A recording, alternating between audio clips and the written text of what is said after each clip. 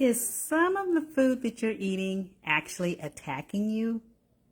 Hi, I'm Bernice Hunt, and I am a brain health specialist.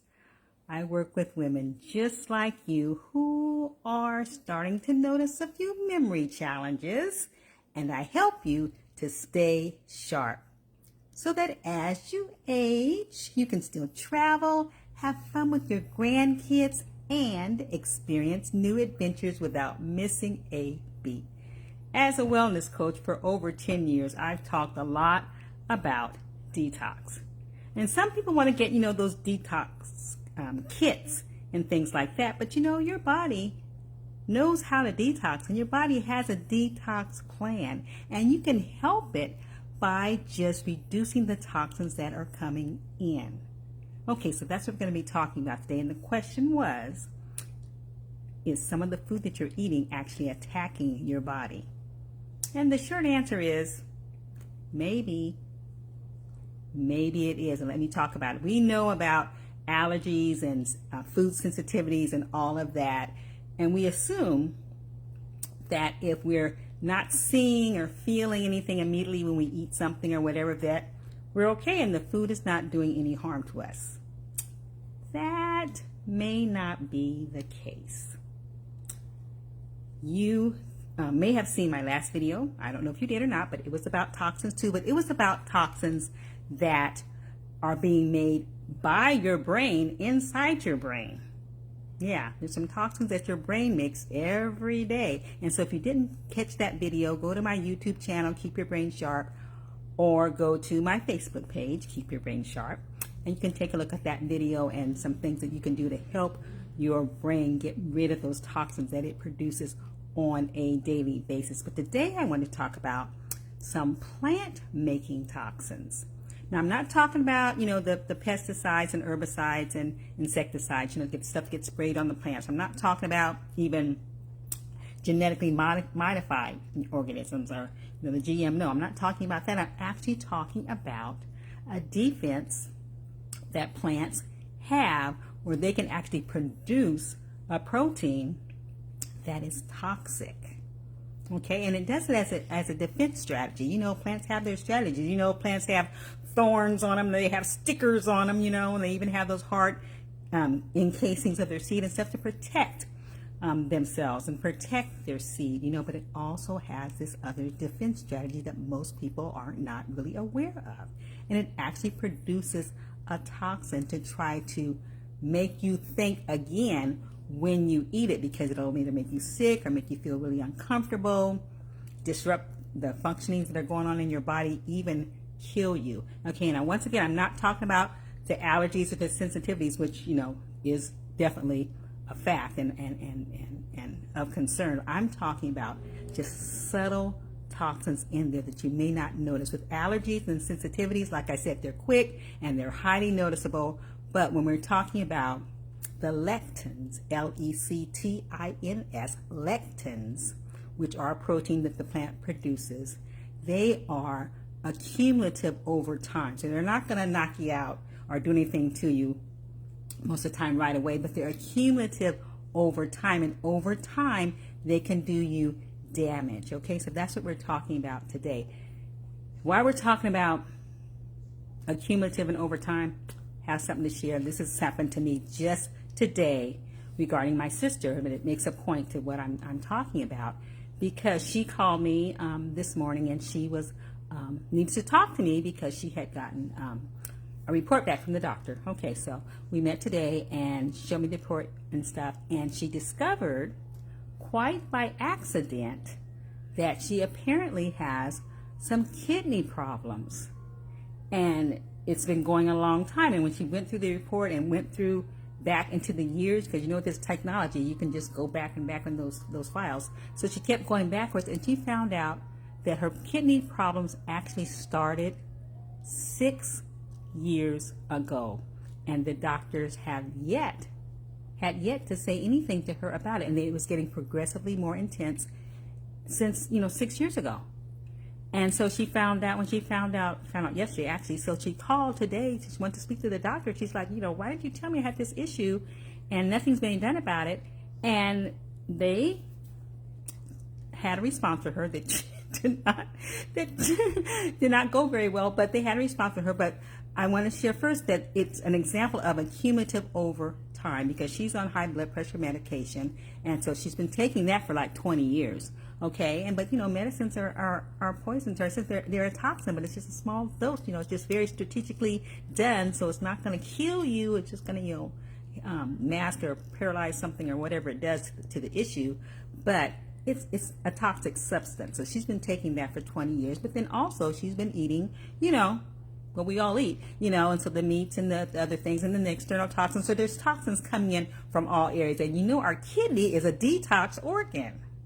So, it gets overwhelmed. When it gets overwhelmed, it starts breaking down and it cannot work anymore. So obviously that is what happened. It's a conglomerate of things going on. But the point was that it was happening over time, being cumulative. And my other point that she was really upset about was that no one told her so she could start doing something about it. She had to find out by accident. And when she finally talked to someone, never did get the doctor, but talked to someone who had talked to the doctor, she said that the doctor had said, don't worry about it yet.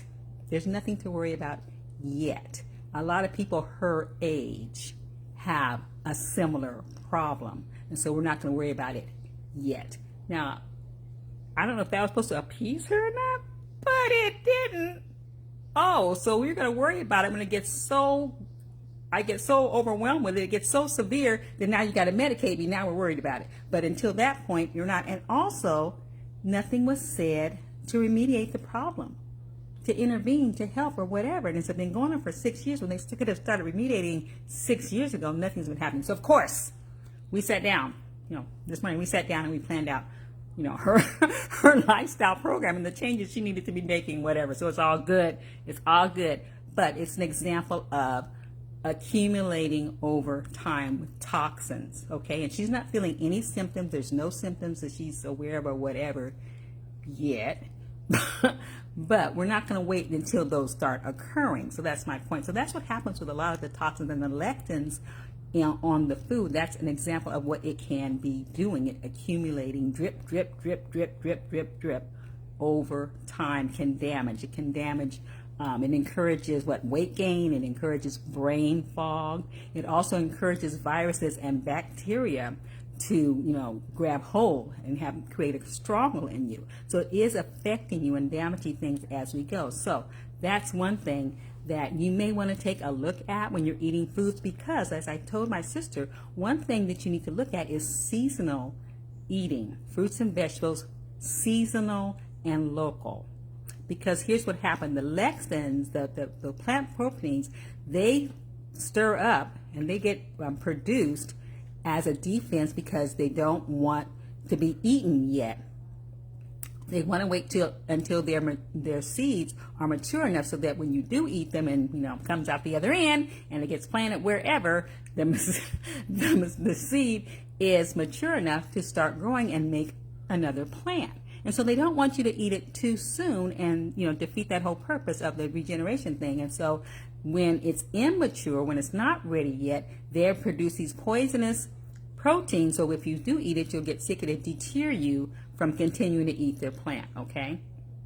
Then when it gets ripe, they cut off producing that poison and they take that poison out so that when you do eat the fruit, when it's ready to be eaten, you can eat the whole thing with no, negative effects, and then you can transport that and plant that wherever. And so there's a method to their madness when they want to turn the poisons on and the poisons off.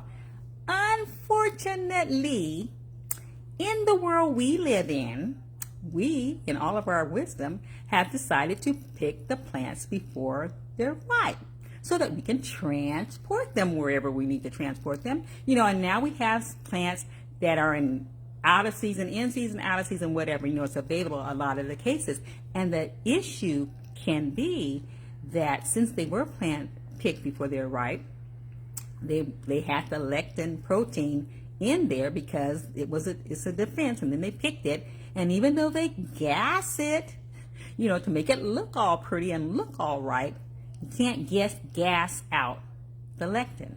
It still stays in there. So that when you eat it, you're eating the toxic portion as well. And that can accumulate over time. Okay, and so we're having that issue as well that we have to deal with. So experts suggest that you eat seasonal fruit and vegetables, because then the lectin will have turned off and it won't be being produced in the plant anymore, and you can eat safely or eat locally so that you pick it yourself, when it's ripe or whatever. It doesn't have to pick before it's ripe to transport. You guys get the picture. And the same thing with animal meat and animal products. They say we are what we eat, which is true, but we also are what we ate.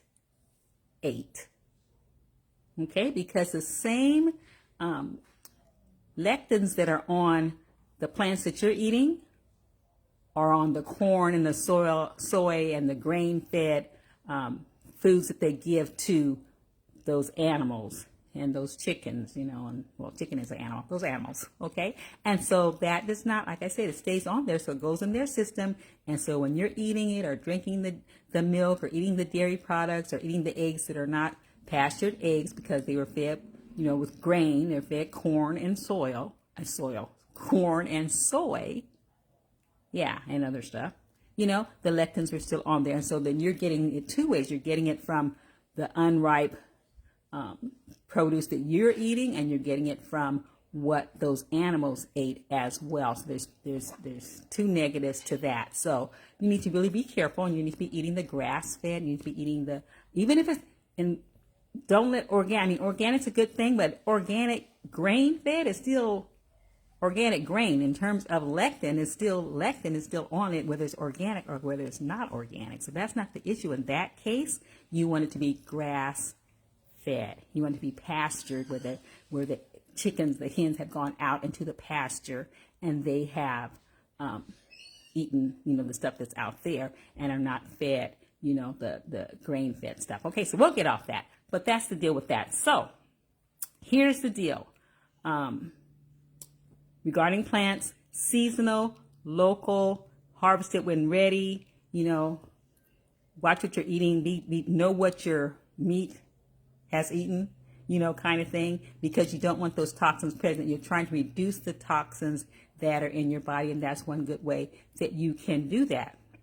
So, have you heard about my new group page? I still have the, Keep Your Brain Sharp page, but I have a group now that I just started up. It's just starting up. It's Keep Your Brain Sharp Community.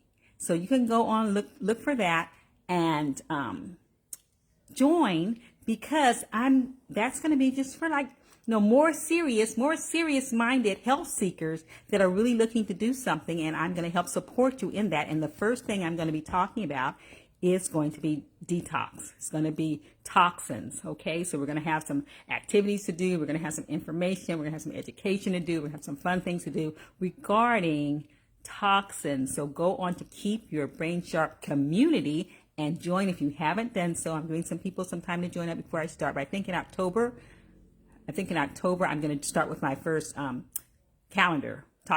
It's going to be just an activity you guys can do for people that really want to help and support you into progressively, cleaning up up your act. Okay? Because your brain's destiny is in your hands.